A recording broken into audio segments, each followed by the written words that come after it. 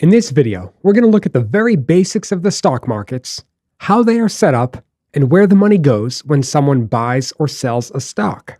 So the term market is exactly what you may think of. It's a place where buyers and sellers meet to exchange goods. But instead of buying cereal or fruit like at your local market, in the financial markets, people and institutions buy stocks, bonds, funds, currencies, or derivatives like options. Broadly speaking, these types of products are called securities. Having this type of market structure is useful as it provides transparency, it allows for regulations on trading, and allows for the pricing of securities to be driven by supply and demand, ultimately leading to an improved efficiency of the markets. Now, the capital markets can be broadly defined as the stock and bond markets. In these markets, government agencies, public companies, and private companies can all sell securities to try to raise capital. Perhaps a municipality requires capital to finance a piece of infrastructure like a parking garage. Well, this municipality may elect to issue a municipal bond to raise the necessary capital. A similar scenario may be true for a public or private company that wants to raise capital by issuing a bond or perhaps ownership in their company, often called stock or equity. Now let's imagine that a private company is going to issue stock for the first time. Well, they do so on what is called the primary market. The primary market is where securities are sold directly from the issuer to investors. In this example, the company is the issuer.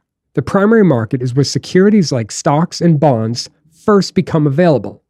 This initial sale is often called an initial public offering, or IPO for short.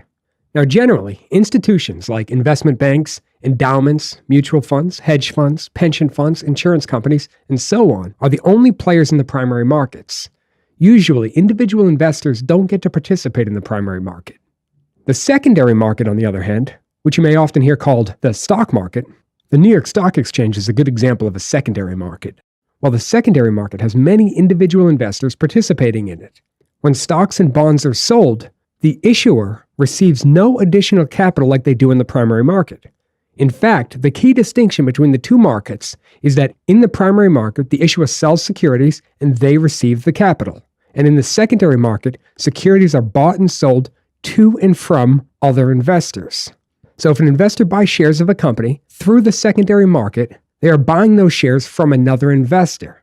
Therefore, it is ultimately supply and demand for individual shares that drive the price of any one security. Well, if there are more buyers relative to sellers, well, the price of the security will move higher. And the opposite is true if there are more sellers than buyers. The price would fall.